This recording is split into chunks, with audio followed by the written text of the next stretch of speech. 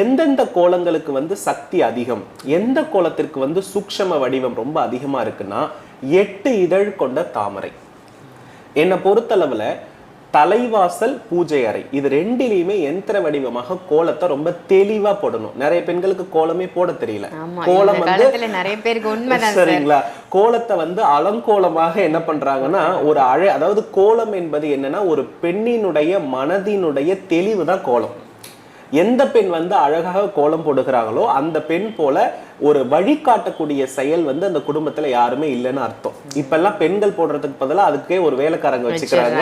அதனால வந்து கட்டாயமா என்ன பண்றது இல்லைன்னா அந்த பெண்ணுக்கு இருக்கக்கூடிய தெளிவும் பொறுமையும் யாருக்கும் இருப்பதில்லை. ஆனா என்ன பொறுத்தளவுல உங்களுடைய வேலை பிஸியில நீங்க எல்லாத்துக்குமே சர்வன் போட்டுக்கோங்க.